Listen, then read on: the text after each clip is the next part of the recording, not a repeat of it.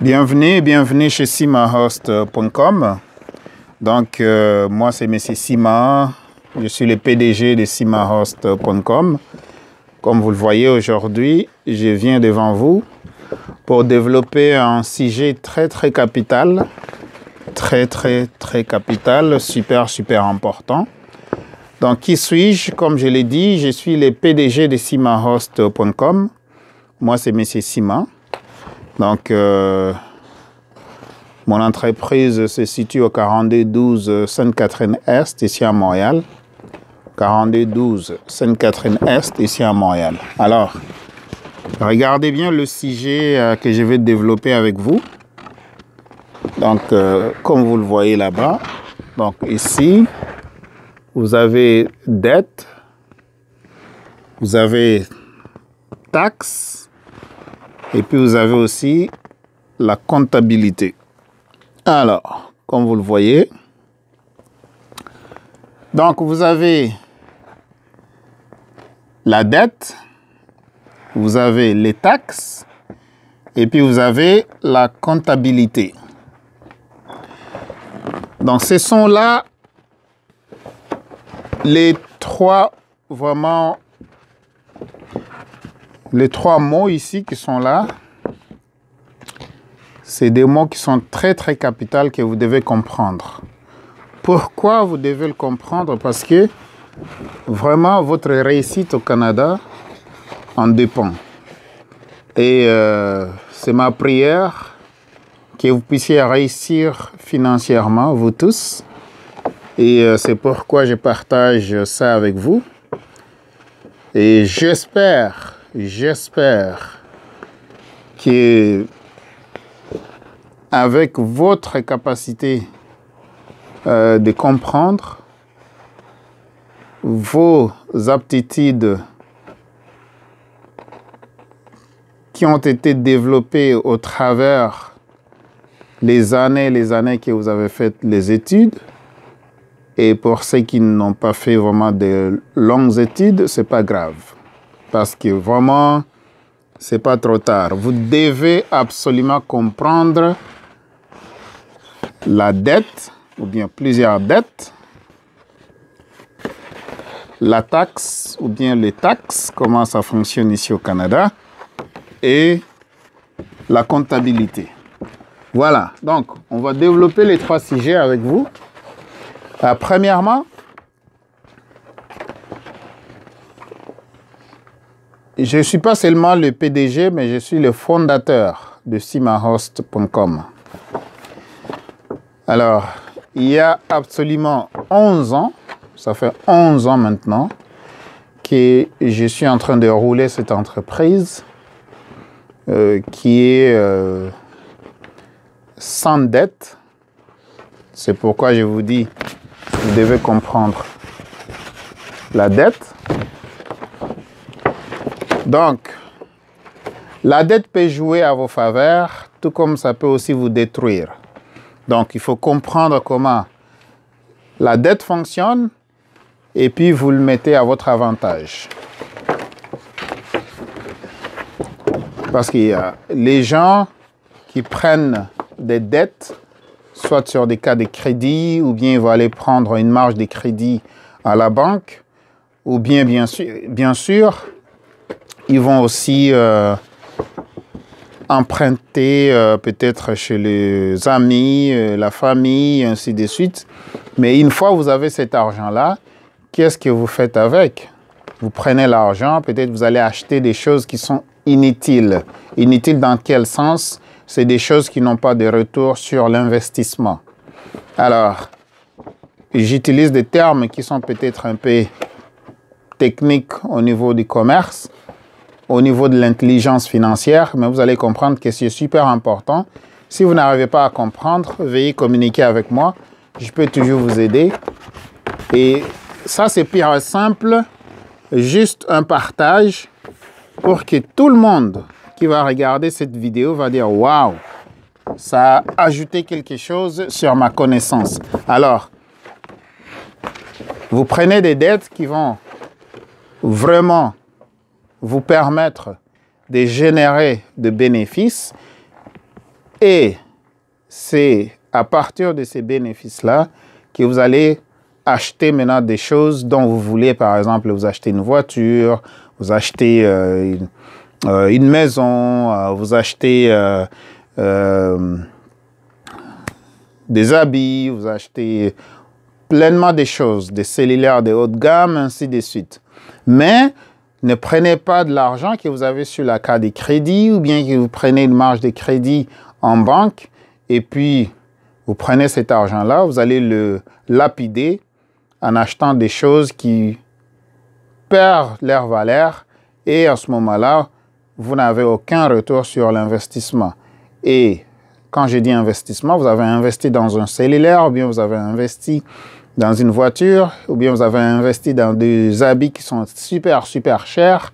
Il n'y a rien de mauvais en tout ça. C'est bien d'investir dans ces choses-là, mais au moins, soit il ne faut pas qu'il soit basé sur la dette ou bien au moins que ce soit des dettes que vous avez prises à la banque et à ce moment-là, ou bien chez les amis qui vont vous prêter de l'argent.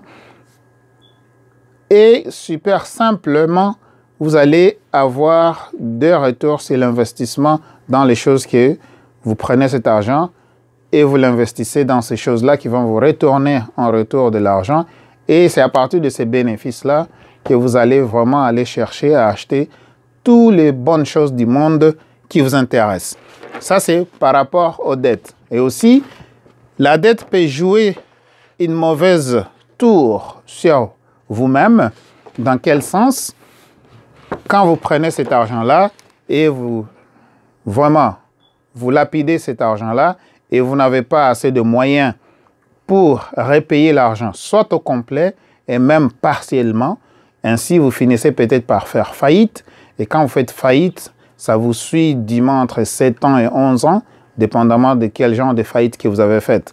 En ce moment-là, ça va nuire au bon fonctionnement de vos finances ici au Canada. À ce moment-là, vous ne pouvez plus avoir de prêts bancaires, vous ne pouvez plus avoir de prêts d'auto, vous ne pouvez plus avoir de prêts de maison, vous ne pouvez plus avoir énormément à jouir d'une bonne situation financière. Et si vous avez des prêts, par exemple, c'est pourquoi vous entendez, il y a toujours des autos, deuxième chance, troisième chance, quatrième chance, ainsi de suite. À ce moment-là, vous pouvez finir par payer des intérêts plus chers parce que vous avez lapidé l'argent, vous êtes parti dans des maisons de collection et à ce moment-là, ça tourne mal pour vous et vous passez une vie misérable ici au Canada. Donc, il faut faire super attention avec les dettes. Donc, les dettes peuvent vous servir d'une bonne façon, tout comme ils peuvent aussi vous nuire si vous ne savez pas comment les utiliser.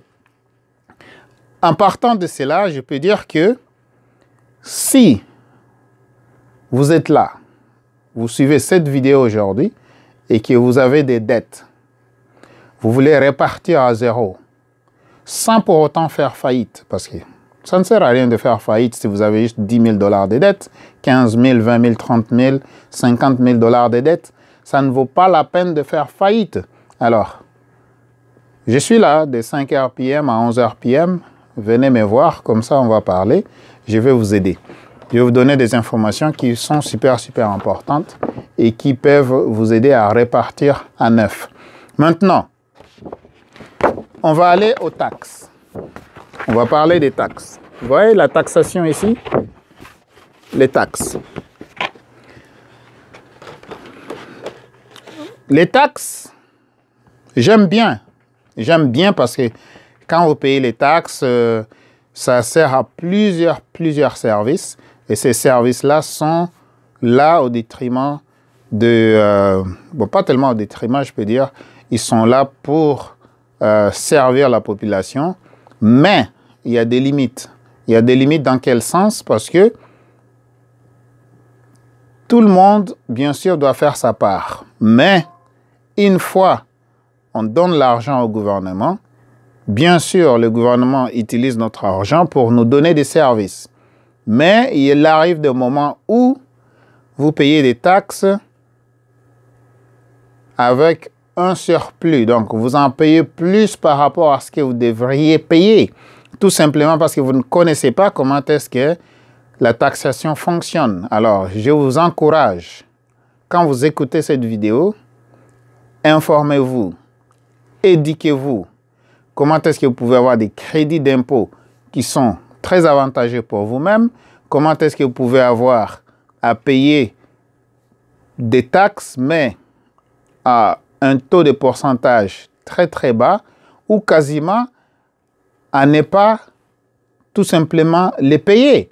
Donc, il y a des façons légales que vous pouvez ne pas payer les taxes, mais il faut suivre la loi. Parce que dans la loi, il y a des façons dont vous pouvez payer moins de taxes, ne pas en payer du tout, ou bien en payer plus parce que vous ignorez. Donc, vous êtes ignorant, ce n'est pas à dire que vous n'êtes pas intelligent.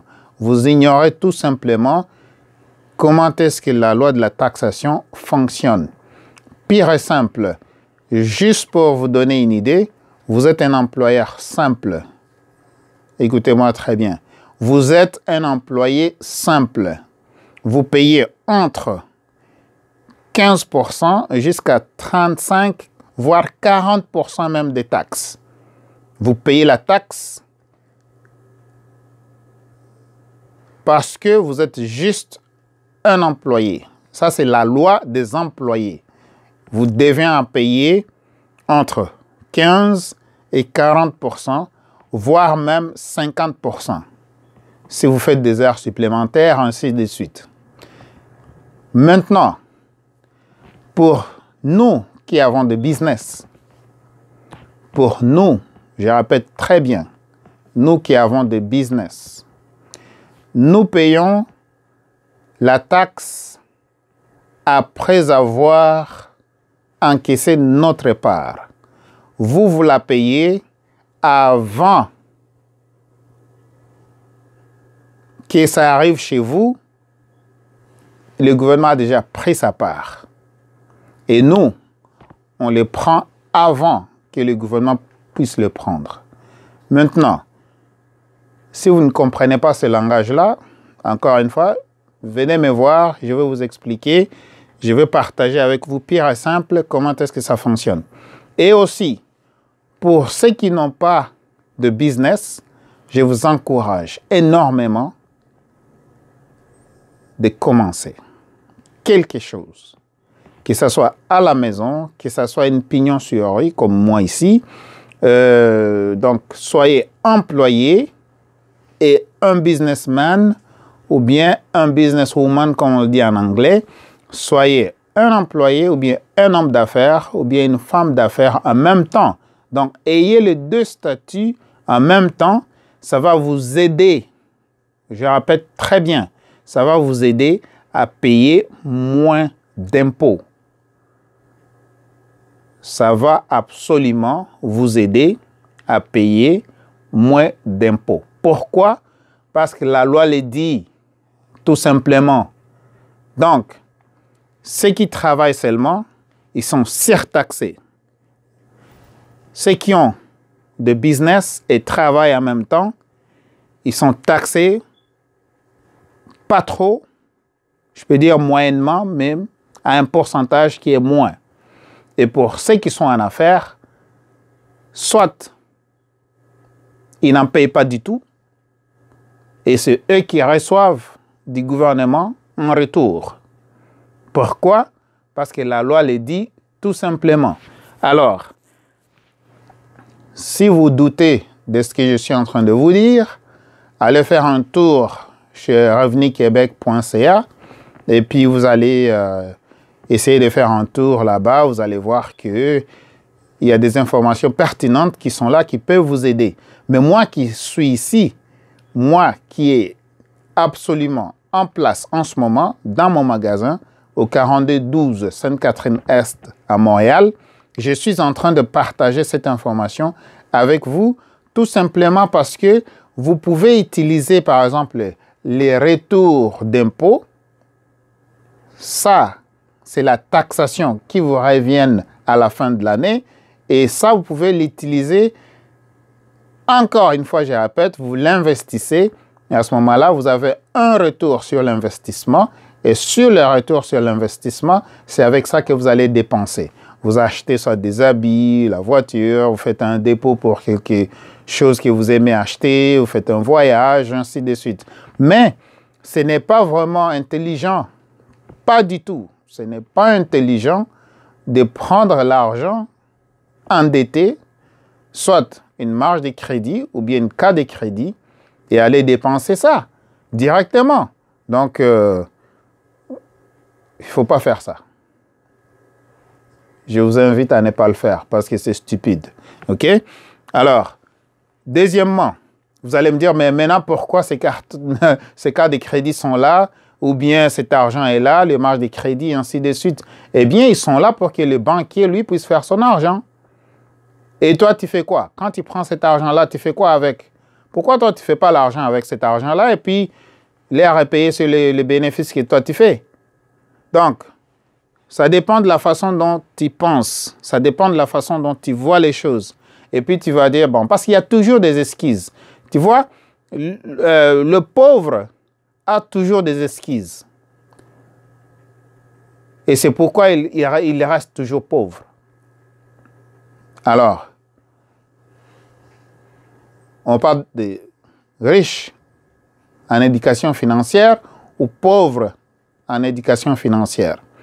Celui qui est pauvre en éducation financière, il va te dire par exemple, oh, l'argent n'est pas important. Bien sûr, si l'argent n'est pas important, alors c'est quoi qui va te nourrir? C'est quoi qui va te vêtir? Donc, c'est des langages de pauvres, tout pire et simple. Alors, on va passer ce sujet-là. Si vous ne comprenez pas plus, alors venez me voir entre 5h PM et 11h PM. Là, on va jaser par rapport à ça. Mon bureau, c'est ici. Donc, ça, c'est le bureau. J'ai aussi le bureau en haut. Alors, vous pouvez prendre aussi rendez-vous si vous voulez en savoir plus. Mais là, je vous invite. Si vous ne savez pas c'est quel genre de business que vous pouvez faire, soit chez vous à la maison ou bien avoir une pignon sur rue, venez me contacter. Je vais vous guider. Je vais vous conseiller. Venez consulter avec moi à ce moment-là. On va s'asseoir. Je vais vous montrer pire et simple comment est-ce que vous pouvez avoir à profiter de la taxation. Comme les font les riches. J'arrête pas de marteler là-dessus, j'arrête pas de répéter là-dessus. Les riches payent quasiment moins d'impôts ou pas du tout. Donc, c'est eux qui reçoivent du gouvernement. Alors, pourquoi ça? Parce que les amis qui sont au gouvernement là-bas, c'est comme un club. Hein? C'est comme un club. Ils savent déjà que, bon, voilà, nous, on va faire ceci, cela pour en profiter du système. Et eux qui sont là, on va leur profiter. Alors, le système est là pour tout le monde. Le système, je répète, est là pour tout le monde. La seule question que tu dois te poser, est-ce que ce système-là fonctionne pour moi ou bien contre moi? Si ça fonctionne pour toi ou bien contre toi, à ce moment-là, regarde ton compte bancaire. Regarde juste ton compte de banque. Là, tu vas savoir si le gouvernement, avec son système, si ça fonctionne pour toi ou bien ça fonctionne contre toi. Alors, ça, c'était entre parenthèses. Maintenant, on va passer à la comptabilité. OK? On va passer à la comptabilité. Voilà. Le dernier point. Avec ça, c'est là où les choses deviennent très, très, très sérieuses. La comptabilité. C'est juste un seul principe. C'est de savoir calculer. C'est ça ce que la comptabilité veut dire. C'est de savoir calculer. C'est de savoir gérer les chiffres. C'est de savoir gérer les chiffres. Donc, on vous paye 1000 $. À la fin du mois, vous dépensez 1200 $. Vous êtes 200 $ en déficit. C'est moins intelligent. On vous paye 1000 $. À la fin du mois, vous en dépensez 950 ou bien 980 et il vous reste 20 $. Le 20 $, c'est super important. Vous pouvez l'injecter dans un CELI.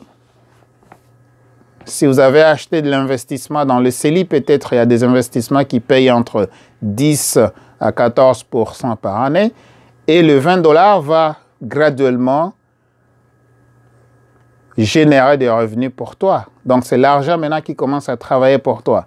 Les riches ne travaillent pas pour l'argent. Ils ont l'argent qui travaille pour eux. Donc, mais les pauvres, lui, ils courent toujours derrière l'argent. Travailler toujours derrière l'argent. Pendant combien d'années? Pendant 40 ans? 50 ans? Et maintenant, avec la situation économique d'aujourd'hui, peut-être tu vas travailler jusqu'à 80 ans. Qui sait? C'est toi-même qui le sais. Donc moi, je te donne juste l'information. Alors, quand on parle de la comptabilité, c'est de savoir calculer. Donc, il ne faut pas agir comme un imbécile financier. Tout ce que ça veut dire, un imbécile financier, c'est quelqu'un qui reçoit 2000 $ de salaire, mais il en dépense 2500. Il en dépense 2300. Il en dépense 3000. Donc, tu prends le 2000 que tu as eu sur le salaire, tu vas ajouter encore un 500 $ sur une carte de crédit, ou bien vous ajoutez encore un 500 $ sur une marge de crédit. Ça, c'est stupide, pire et simple. Donc, la comptabilité, c'est de savoir calculer, savoir faire un budget. Ta maison te coûte combien par mois? L'électricité te coûte combien par mois? Ta voiture te coûte combien par mois? L'essence te coûte combien par mois? L'habillement te coûte combien par mois? Si tu n'as pas de voiture, le transport te coûte combien par mois? La ration de la nourriture que vous mangez chez vous à la maison, ça coûte combien par mois? Donc, tout c'est un budget. Ça fait partie de la comptabilité. À ce moment-là, une fois que tu as analysé les finances, une fois que tu as vraiment analysé les finances, tu peux savoir que, OK, voilà, si je prenais le café de 3 $ à chaque matin, ça me fait déjà au moins quasiment 90 $ par mois. Peut-être je prends le café chaque 3 jours. Donc, tu divises en deux, tu as au moins 45 $ que tu peux mettre de côté. Écoutez, que tu le veuilles ou pas, tu vas vieillir. Et vieillir sans argent, c'est vraiment la chose la plus pire qui peut t'arriver.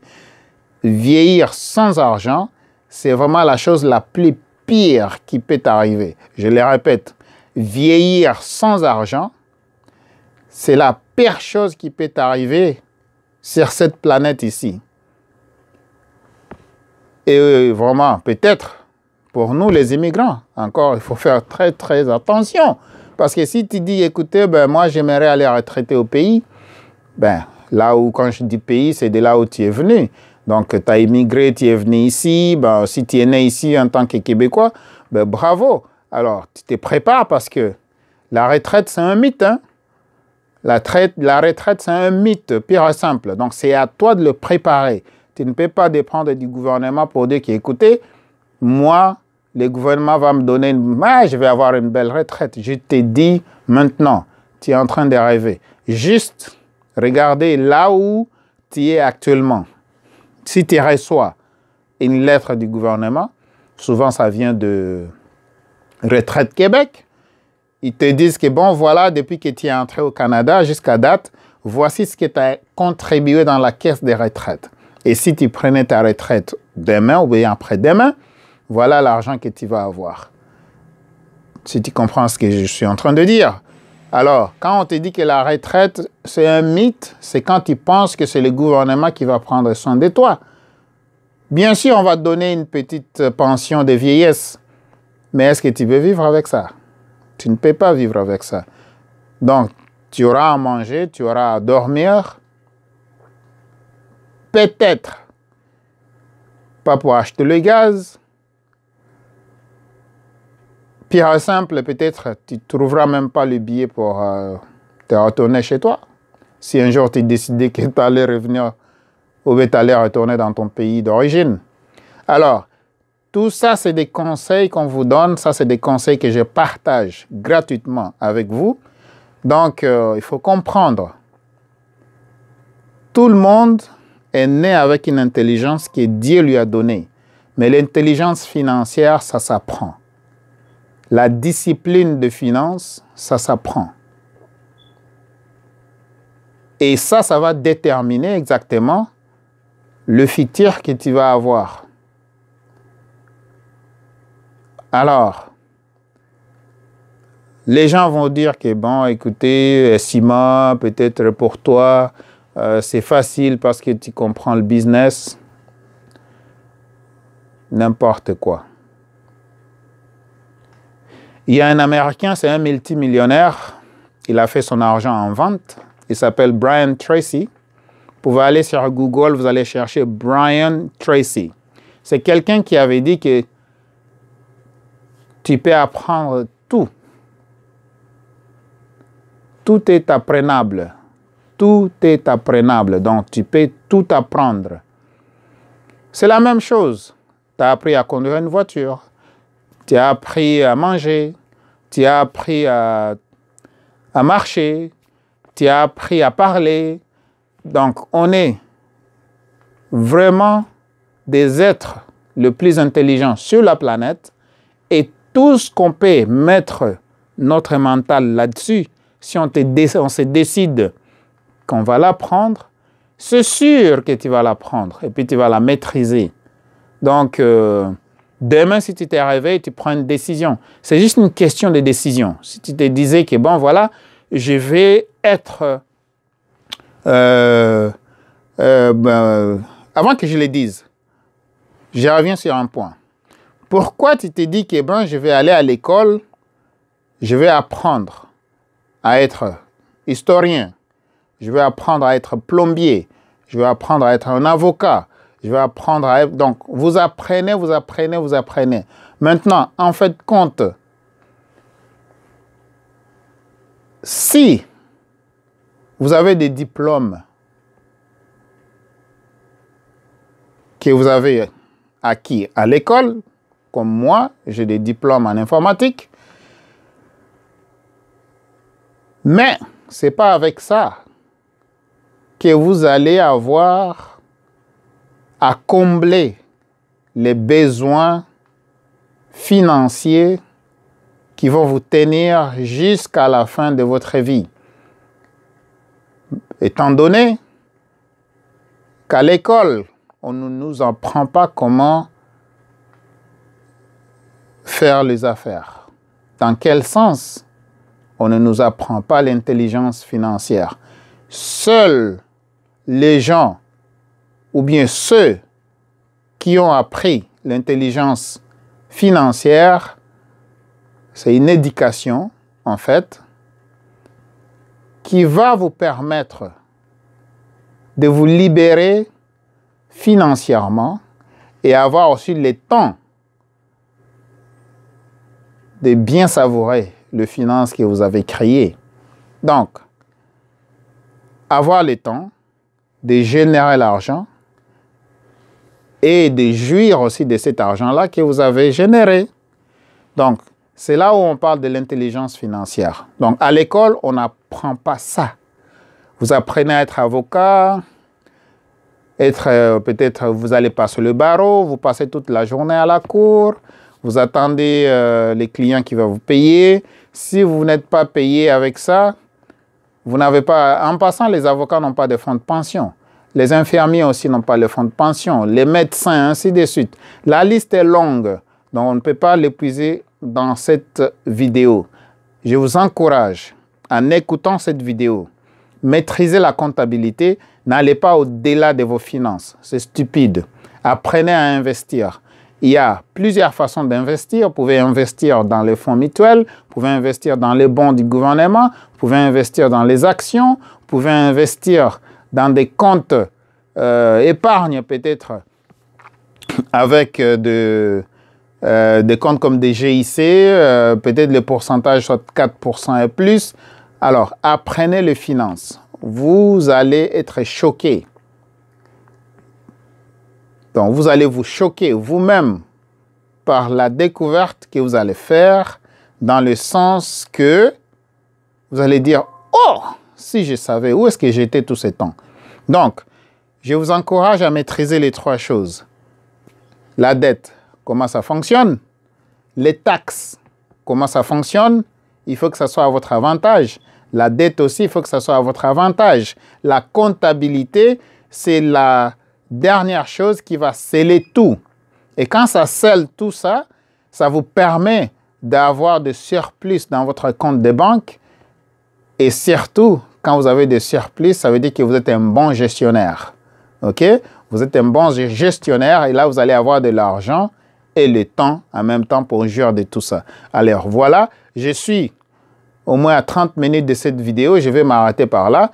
Et prochainement, on va développer un autre sujet. Si vous avez des commentaires, écrivez-les sur YouTube. Écrivez-les aussi dans Facebook. Donc, commentez. Aimez la vidéo. S'il vous plaît, aimez la vidéo. Partagez, partagez. Cette vidéo peut vraiment aider plusieurs personnes. Et aussi, la dernière chose que je vous demande, c'est de vous abonner à ma chaîne YouTube. Donc, abonnez-vous, s'il vous plaît. Abonnez-vous à ma chaîne YouTube. Alors, faites-le maintenant. Si vous êtes sur Facebook, cliquez sur Follow. Donc, Follow Me. Suivez-moi. Cliquez sur Follow Me. Vous allez le voir en haut à gauche, juste à côté de mon profil. Sur Facebook, cliquez sur Follow. Donc, suivez-moi. Cliquez là-bas. Commentez. Laissez vos commentaires si cette vidéo vous a servi de quelque chose. Et aussi, si vous aimeriez me rencontrer, je suis là au 4212 Sainte-Catherine-Est à Montréal. Le code postal, c'est le H1V 1X3. Mon numéro de téléphone, c'est bien le 514-449-4821. Disponible de 5h PM à 11h PM. De midi à 5h, c'est par rendez-vous seulement. Mais vous pouvez aussi m'envoyer un texto, un WhatsApp ou bien un email et je vous répondrai. Alors voilà, je suis à la fin de cette vidéo, encore sur YouTube. Abonnez-vous à ma chaîne, partagez. Alors faites-le maintenant. Vous attendez quoi? Faites-le. Vous êtes nombreux à visionner la vidéo, mais alors abonnez-vous. Faites-le. Sur Facebook, follow me. OK? Faites ça. Eh bien voilà, ne cliquez pas seulement ça, mais commentez si vous avez des commentaires, si la vidéo est bonne, si elle est mauvaise. Bon voilà, si vous avez des choses à dire, vous voulez me rencontrer, on va parler business. Je suis super excité à vous aider. Si vous avez des problèmes de crédit, je peux vous orienter aussi. Alors, n'attendez plus. La vie au Canada, vous devez avoir au moins un bon crédit. Voilà. Si vous ne l'avez pas, ça va être vraiment difficile. Vous allez passer toute une carrière, toute une décennie ici au Canada en souffrant. C'est pas bon. Alors, si vous avez déjà un bon crédit, je vous applaudis. Si vous voulez aller loin avec ça, venez. Venez me voir.